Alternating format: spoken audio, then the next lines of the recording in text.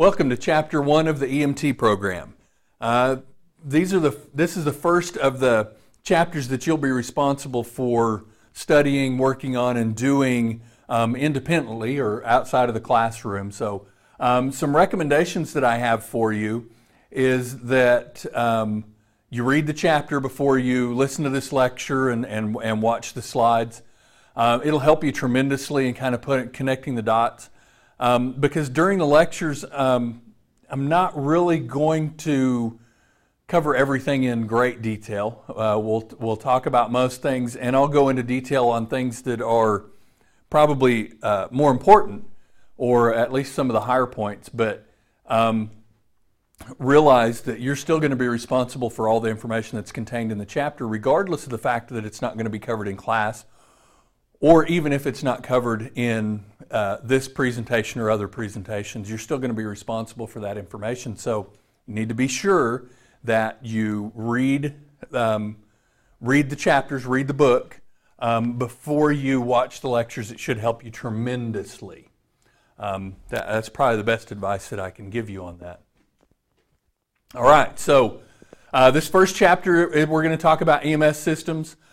This is just kind of a broad overview of EMS, emergency medical service systems, and what they are about, what all it entails, and some background information kind of things. So remember that your text is going to be your primary resource of information about EMTs and what it is to be an EMT.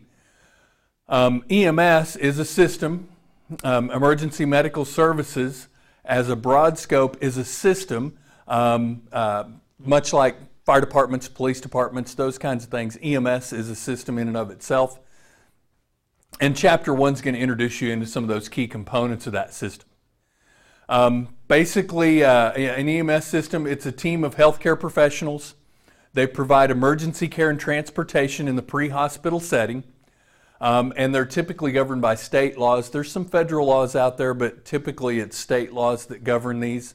And it's usually following some federal guidelines, or not necessarily federal guidelines, but some guidelines put out at the national level. After you complete this course, you'll be eligible to take the National Registry of EMTs exam, and you'll be eligible for a state license here in Oklahoma. It's not a certification; it's actually a license in Oklahoma.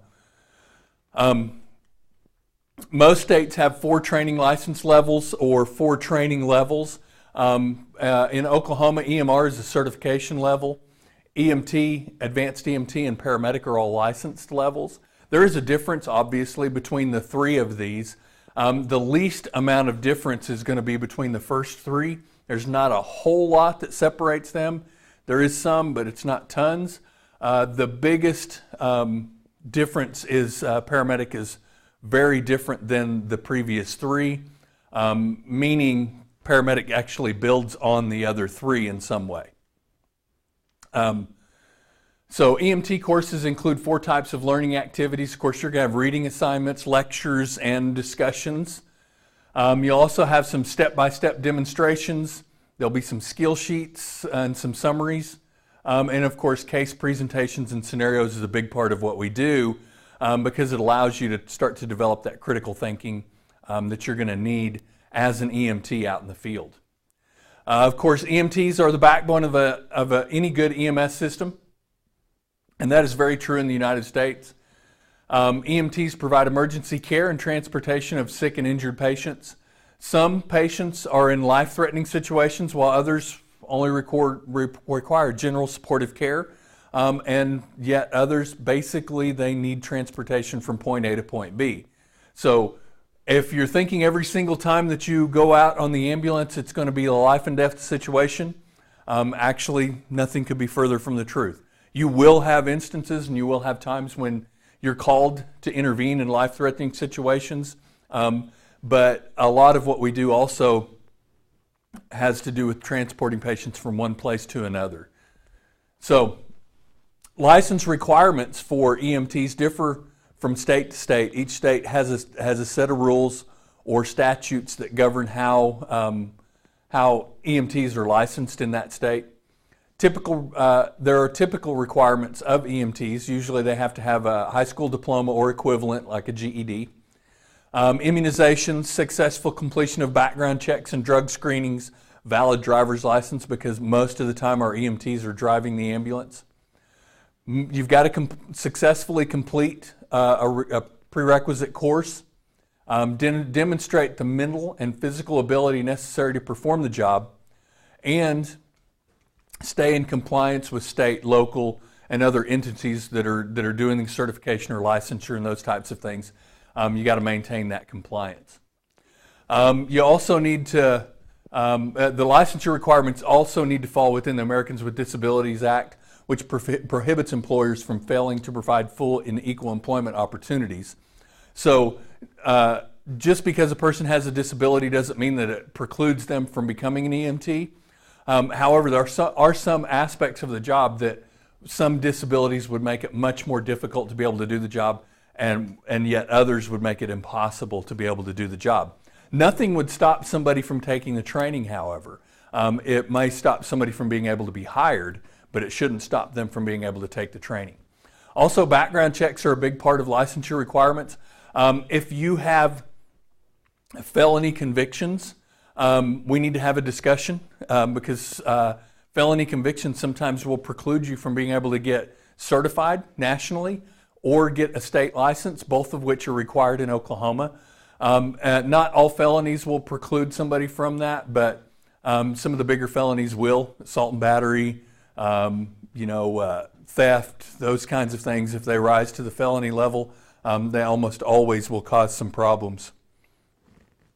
So, background checks are important.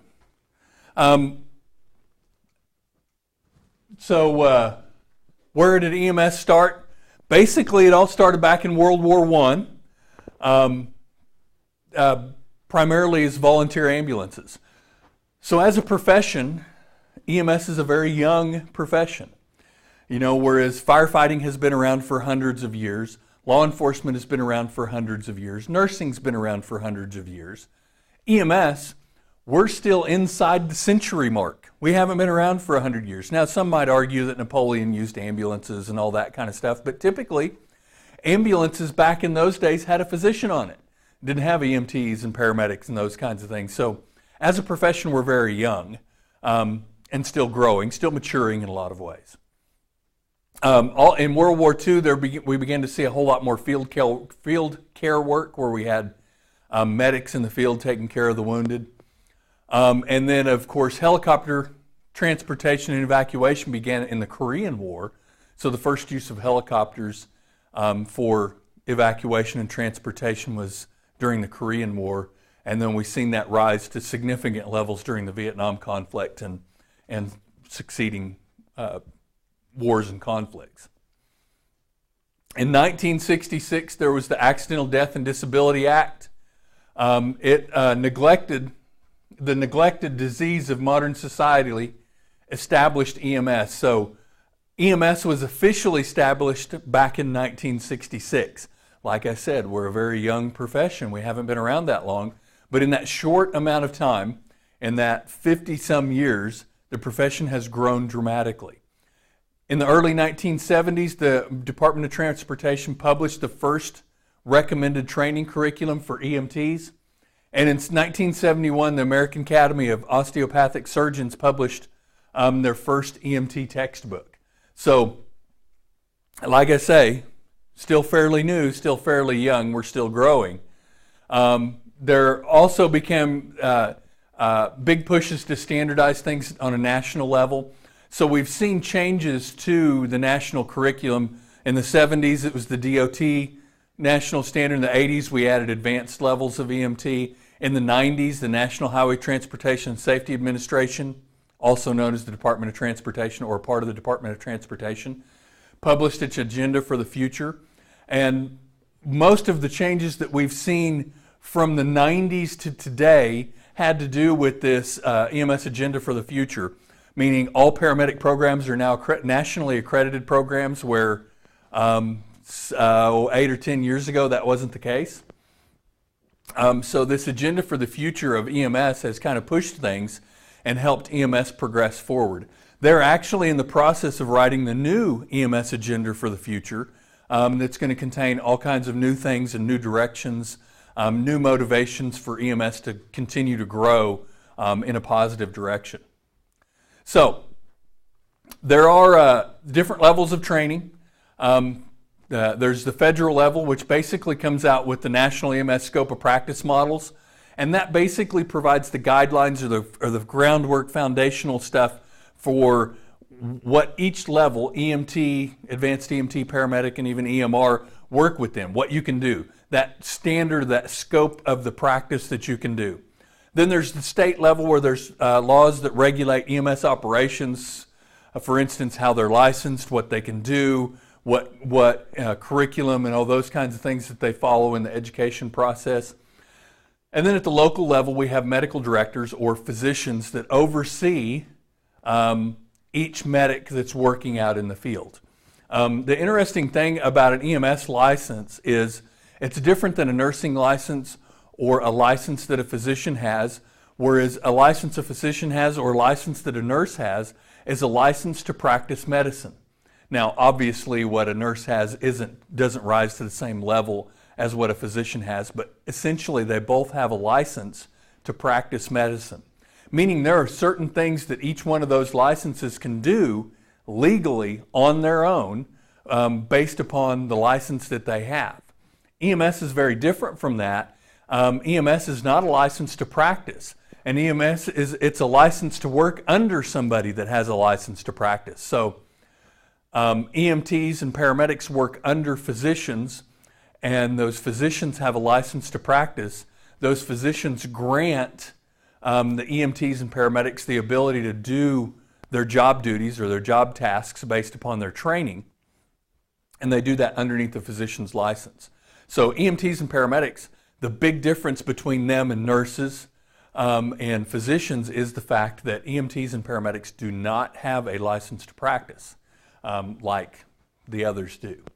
So we can kind of see that overlap on the breakdown of those training levels. So EMT, EMR, and that kind of training is not the only training that we want people, general public, lay people to have. We also want them to know CPR. It's really good for the general public to know basic life support skills. And we've also seen a great increase in the availability of automated external defibrillators, whereas we see them at the airports. We have 5 of them on the main campus here at Gordon Cooper. There's AEDs at the Seminole campus. There's AEDs at our aviation campus. I believe we've even got an AED that we take that's portable if we've got an event, another event, other places. So we see these AEDs, they're all over the place. They're very common in schools and public facilities. And then we've got more and more people that are trained in basic life support CPR skills, which greatly helps our job that we're doing out there in the field, because it actually gives somebody that has suffered a cardiac event the chance of survival by having more people trained. Emergency medical responders are the first level of trained EMS personnel. And there's not a whole lot that separates what they can do from what an EMT does, other than the fact that there's not as much training. This class for EMRs is about 64 hours long, 60, 70 hours long. It's not a real long class, whereas an EMT class is about 2.5 or 3 times that length, or 3.5 to 4 times that length. So they get some kind of advanced first aid training, and they learn some skills to help somebody before an ambulance arrives. So really, we see firefighters, police officers trained at this level as emergency medical responder. We used to call this first responder, but the terminology started to get mixed up with some other first responder terminology that was being used at the time, so they changed it to emergency medical responder. So if you're somebody that's wanting to work on the ambulance, this is not the level for you. Because emergency medical responders, while they can actually drive an ambulance, they can't get in the back of an ambulance and take care of somebody because they don't have a license to do that in Oklahoma.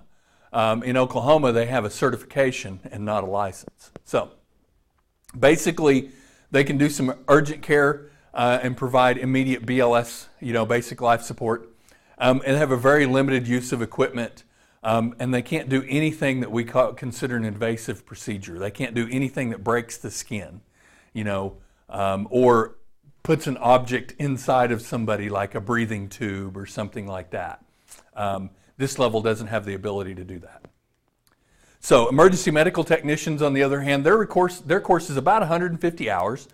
The course that you're in is actually 152 hours plus 48 hours of clinicals, so 200 hours of training for emergency medical technician. They have the knowledge and skills to provide some basic emergency care. So it's a step up from first aid. Now we're into some basic emergency care. And the EMT has a much more refined set of skills, such as patient assessment, carrying and packaging patients, and even transporting patients. So the skill set starts to get a little more specialized. They come to the table with a few more skills and things that they can do. And these are all the things that you guys are going to learn about in this class. Advanced EMTs, they take everything that an EMT can do and we add some advanced skills to it, is really all that we're doing. We're not really adding a whole lot to their knowledge base. Basically, you as an EMT have the same general knowledge base as an advanced EMT.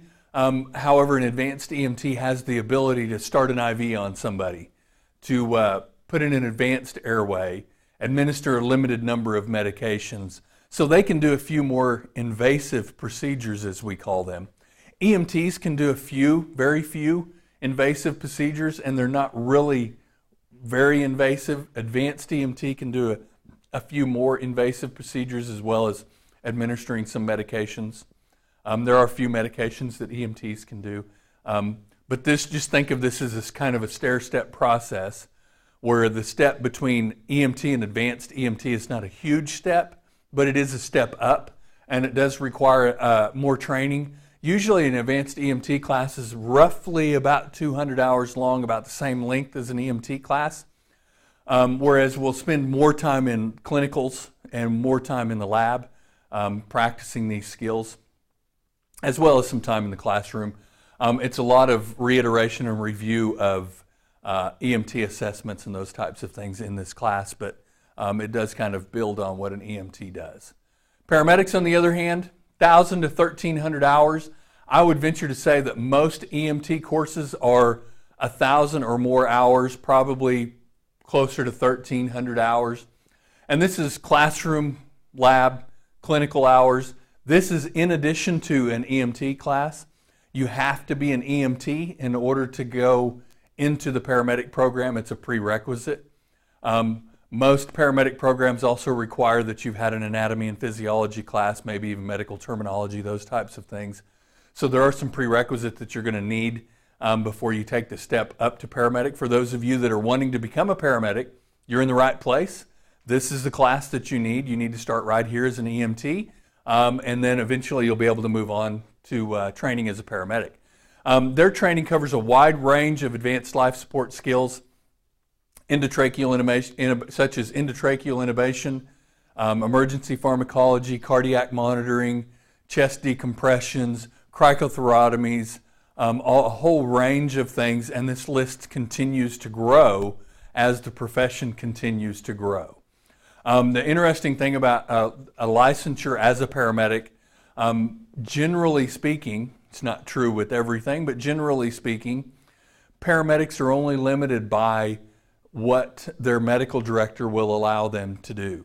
They have a very wide scope of practice, a very broad scope of practice of things that they can do or tools that they have in their tool belt. And this is really dependent upon the area that they work in, the specialty maybe that they're working in, geographically the region that they're working in. Here in Oklahoma, we have a problem with obesity, diabetes, heart problems. So we spend a lot of time training our paramedics how to handle those situations. And a lot of the specialty things that a paramedic will do here in Oklahoma has more to do with cardiac related issues and some trauma related things. than it does some of the other things that we might see, say in a mountainous area where somebody having been trapped on the side of a mountain might have more exposure problems and things like that, to where the skill set would be a little different. So paramedics are the highest level. They're the highest level of pre-hospital care provider. And once again, they're highly specialized. EMT is the lowest level of pre-hospital care provider. Remember, EMR is not a pre-hospital care provider. They're a first responder. They're the ones that kind of hold the fort down until EMTs, advanced EMTs, and paramedics arrive. So we're talking about pre-hospital care providers. It's EMT through paramedic. Sometimes you'll have EMR thrown in there. So if you have that option in a test question, you'll probably have to include EMR. So there's 14 components of an EMS system: public access, clinical care, medical direction, integrated of healthcare service, information systems, and we're going to take a closer look at all of these: prevention, research, communications, human resources, legislation and regulation, evaluation, system finance, public education, and last but not least, educational systems. So there's several components to a working and effective EMS system, and each one of these components need to be functioning. And we can see that in this diagram that they're showing here. No one part of this system is any more or less important than the other part, because without any one of these components, the system eventually will fail. So each part of this is important. Though we typically find ourselves as medics, we're kind of in one part or another at one point in time, and we're never in several parts. For instance, I'm primarily in education, and whereas others are in actual patient care where they're running calls, and others are in administration, some are in human resources, some are in research, but typically that's kind of where they've migrated to, and that's their specialty. So public access and communication systems, of course, a 911 system provides access. Nearly every community has a 911 system, and I don't think there's anywhere in the state of Oklahoma that doesn't now. Typically, these 911 systems are connected to some more elaborate form of a dispatch system, and this is going to vary from location to location, sometimes city to city or county to county, and what type of dispatch system there's really no regulation over, so they can be different in different areas. But each area is going to have some form of dispatch, some way that they're relaying the information that they're collecting from the 911 system to those that need to respond to those calls for help. There also is a training level. There's an emergency medical dispatcher, which provides medical instruction, and it's kind of a specialty certification. It's not something that's really caught on well in Oklahoma, though we do have a number of emergency medical dispatchers in the state. Typically, those are in the larger cities across the state, such as Tulsa, Oklahoma City, those kinds of places. I think we even have some here in Shawnee.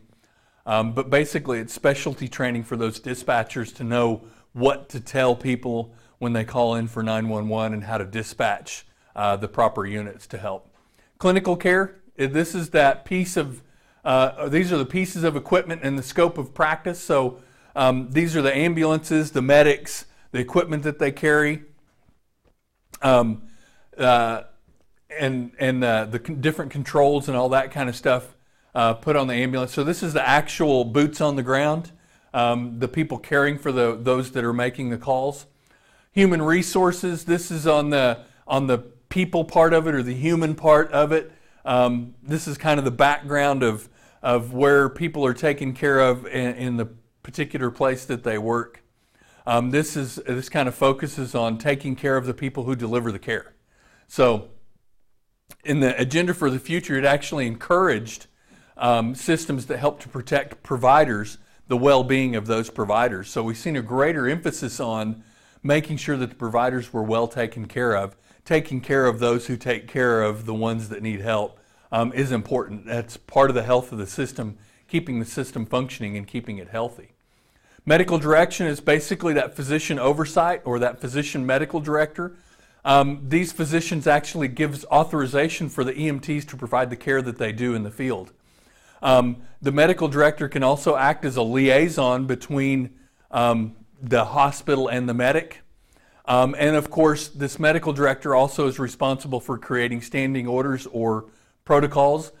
Basically, it's a set of guidelines that we're able to work under while we're working out in the field. So we don't have to call the doctor every time and say, hey doctor, we've got somebody with a broken arm, can I put a splint on it? We have these standing orders that say, if you have somebody that you suspect has a broken arm, this is what you do.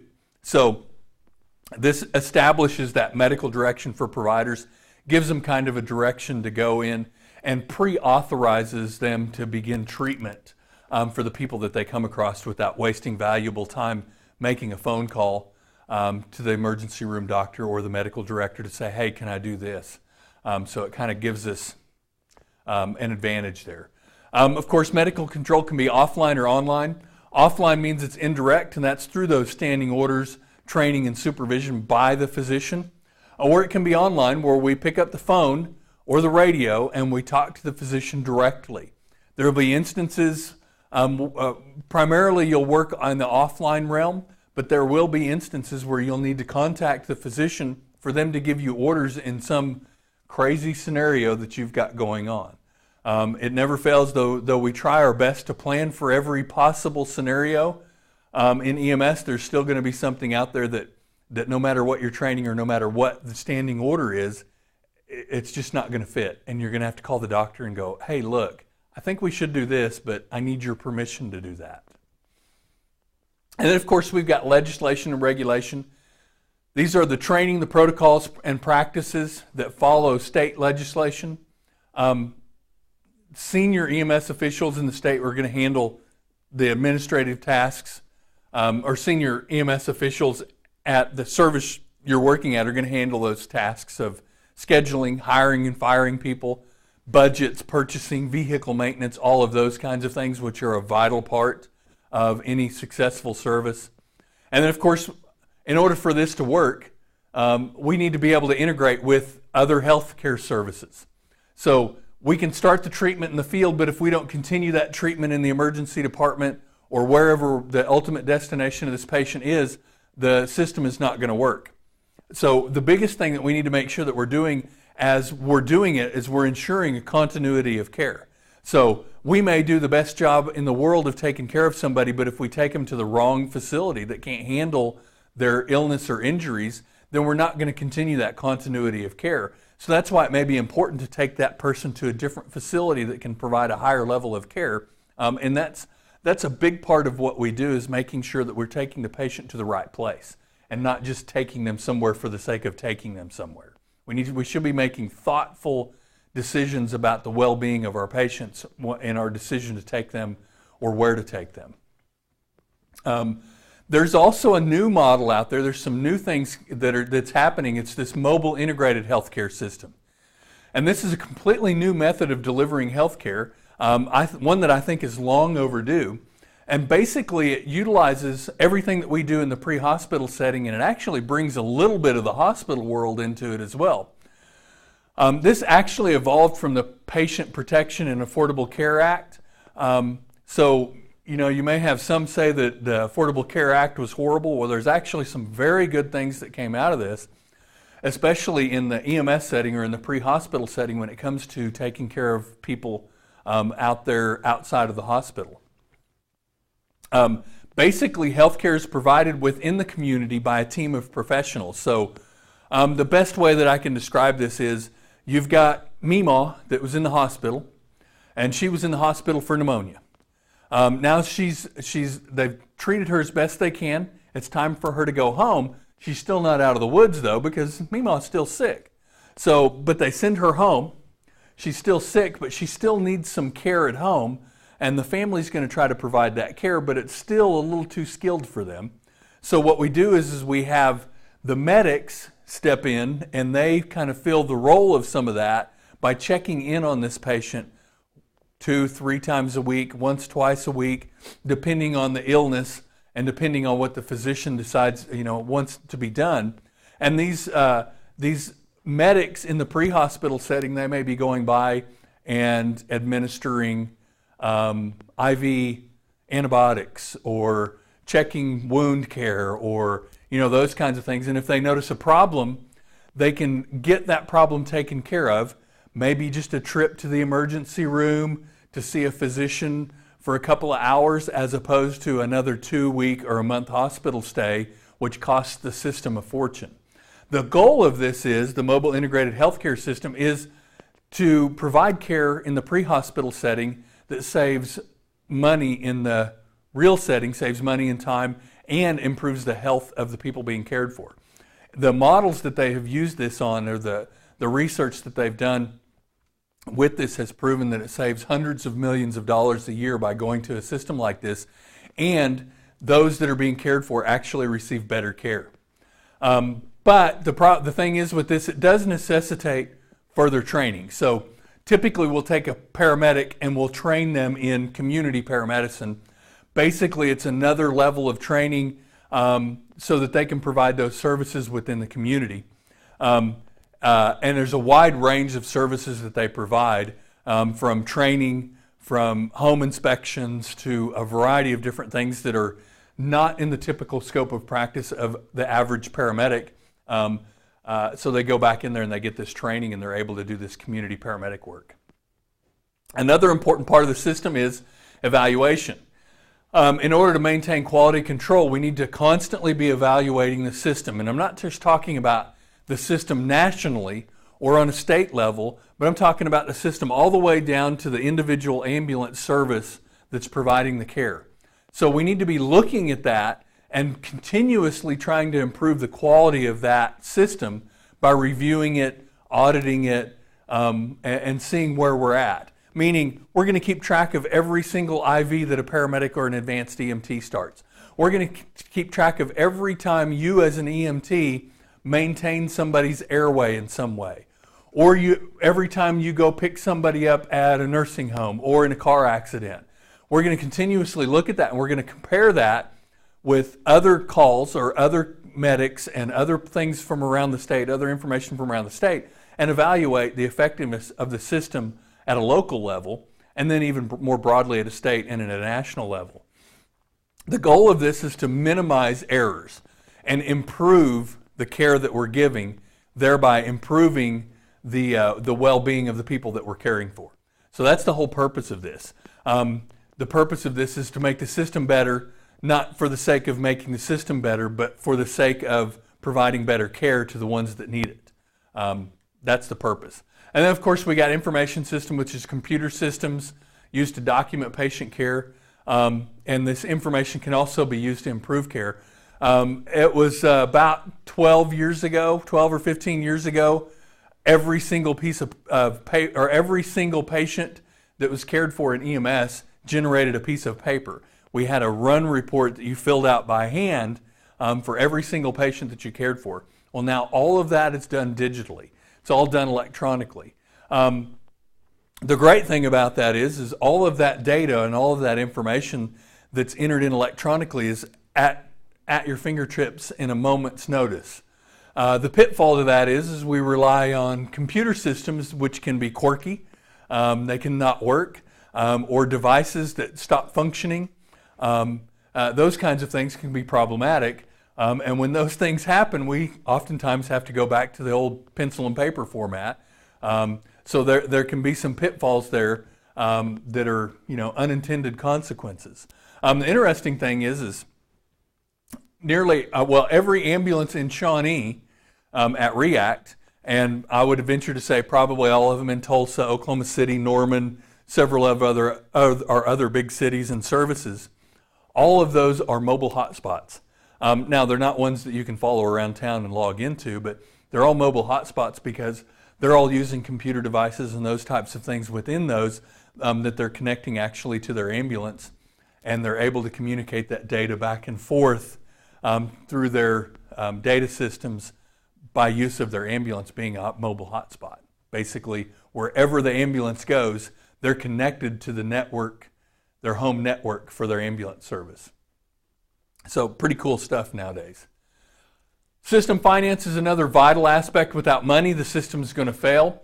And this is a very large, difficult to understand model or concept. There's a lot that goes in this. You know, we're talking about reimbursement from Medicare and Medicaid when we go on a call and we send out a bill, from private insurance and those types of things. That is a whole industry in and of itself, and it takes a lot of training to train somebody in how to do all of that billing. It's not necessarily something simple, but it's a vital part of the system, because without it, people aren't going to get paid. And there are several types of systems. There's paid, volunteer, or mix. In Oklahoma, I don't know that we have any volunteer ambulance services, and it seems kind of weird in our area that somebody would volunteer to work for free or work in that, you know, that way, much like a volunteer firefighter. But up in the Northeast, there's still some volunteer services. There's starting to be less and less of them because the younger generations are less and less inclined to do volunteer work or to work as a volunteer. They want a full-time job and those types of things.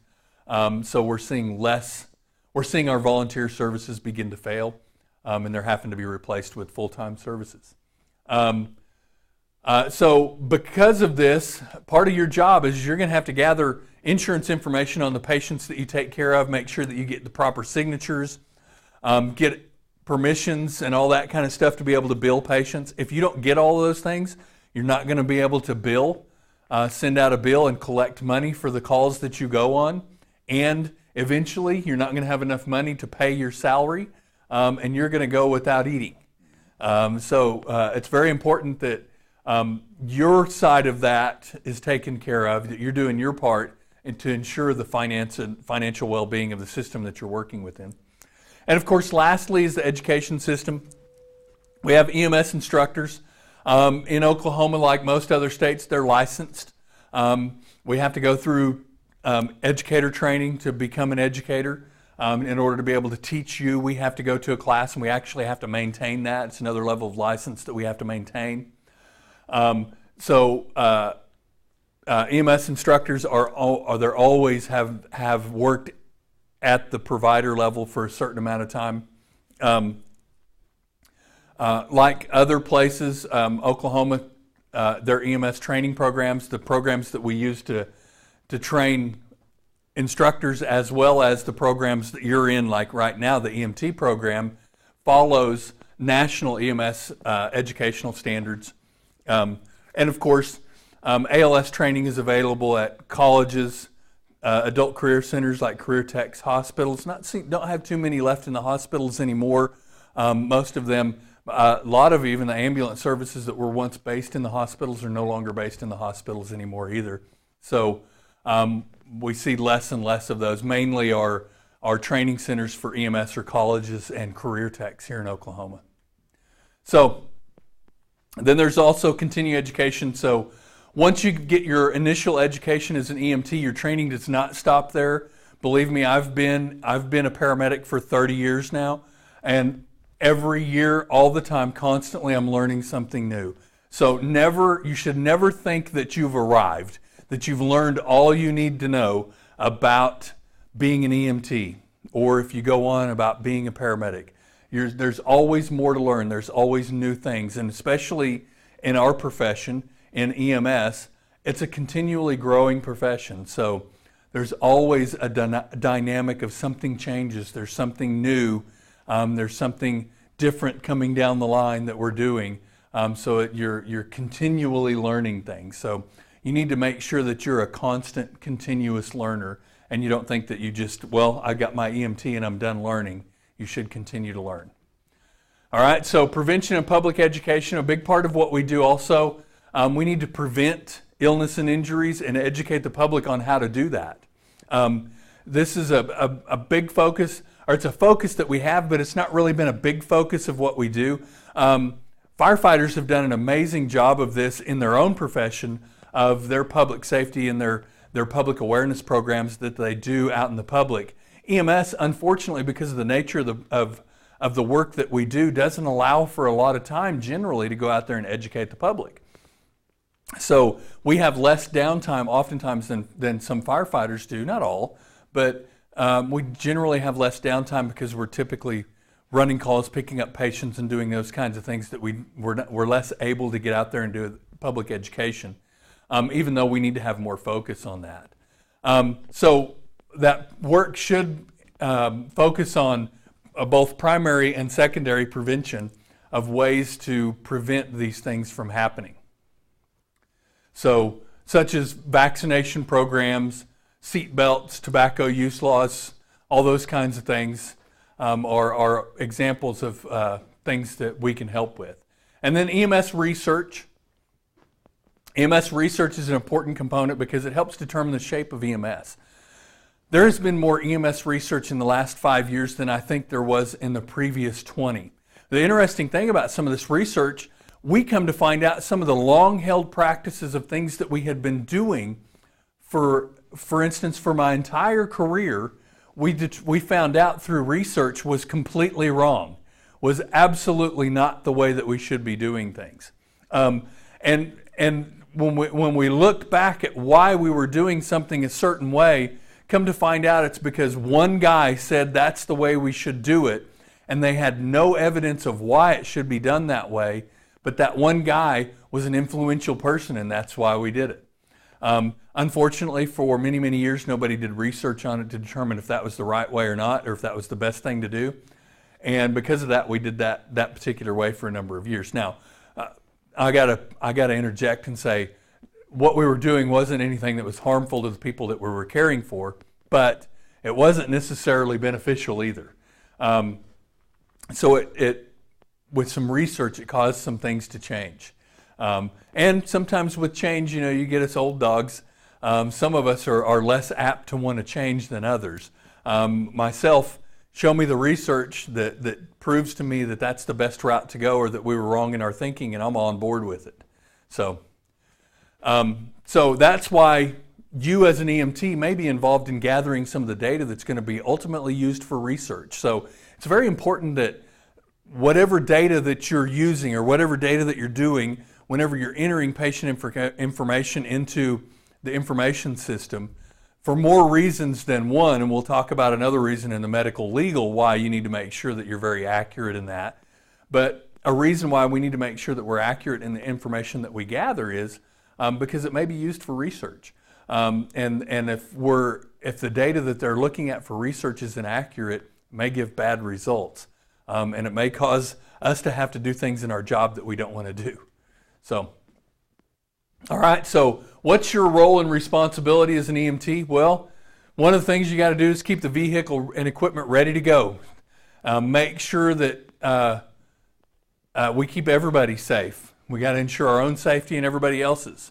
You're going to have to operate an emergency vehicle, so probably going to have to take another class for that.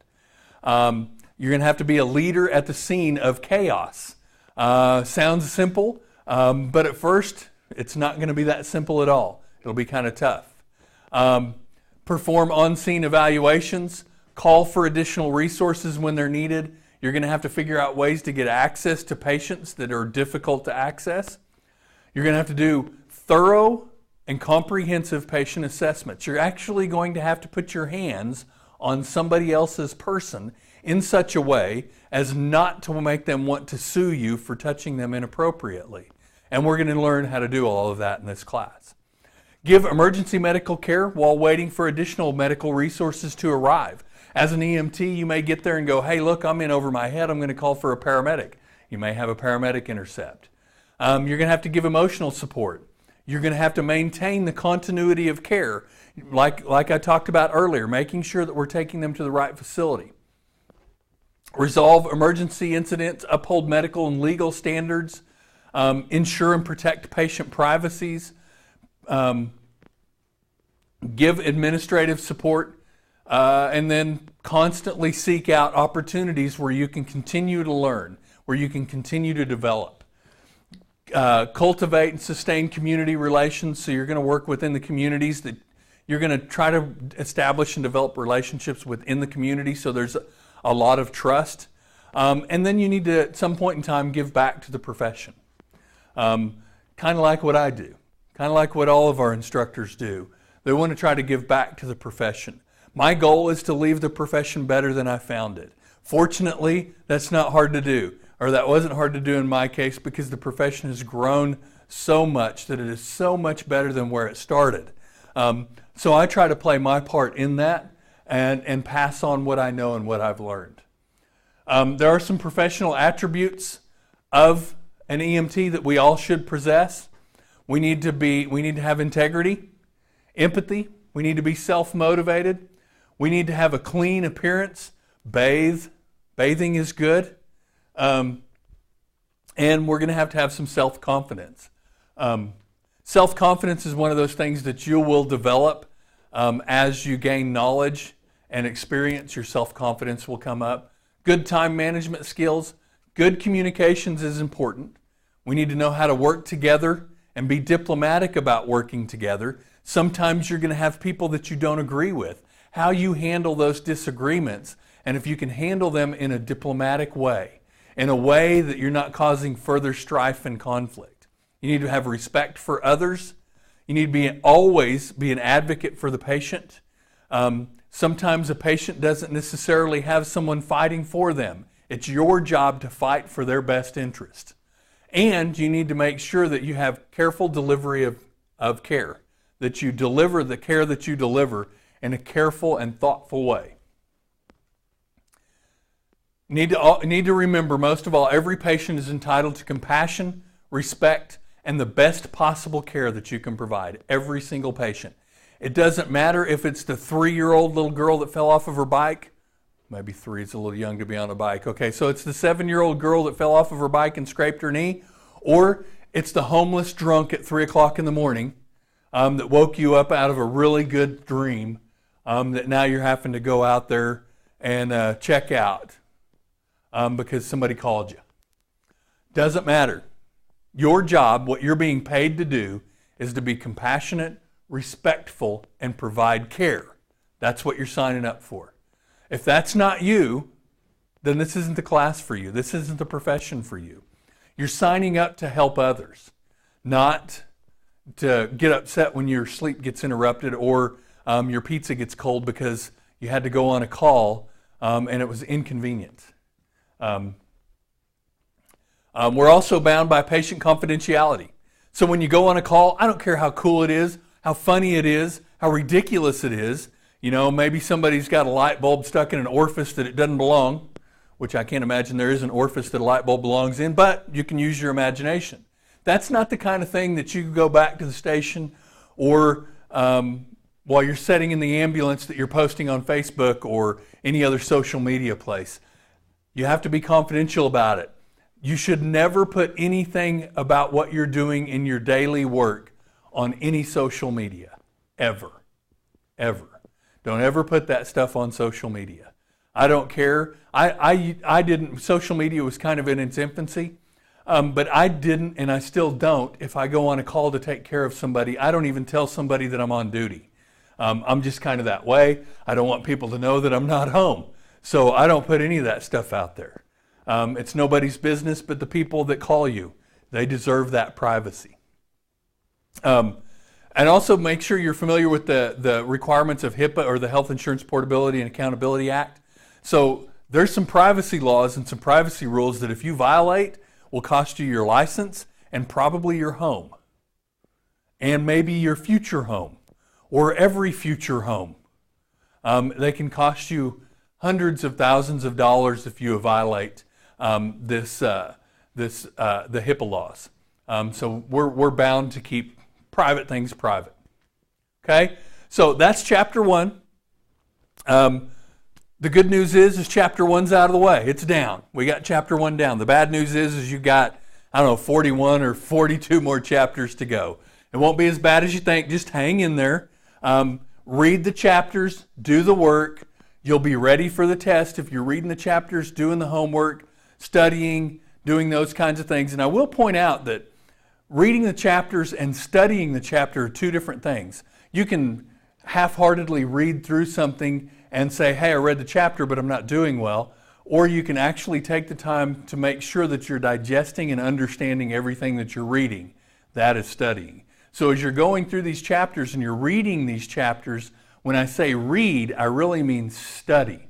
Take the time to understand everything that you're reading. If you don't understand it, crack open the internet, go on Google and Google it, or look things up. You have a resource at your disposal that I never had during any of my training. I had to actually go seek out a book to find that information. I'd have to spend time in a library if I didn't understand something, or ask somebody, which you didn't always get the right answers. So you have at your disposal one of the greatest assets out there is you can go out and look on the internet. Just make sure if you're looking on the internet, you're using reliable sources. Wikipedia is not a reliable source, so make sure your MD Anderson, WebMD, places like that are a little bit more reliable about some of the information that you can get. So studying is not reading, and reading is not studying, but to study you need to read. All right, good luck.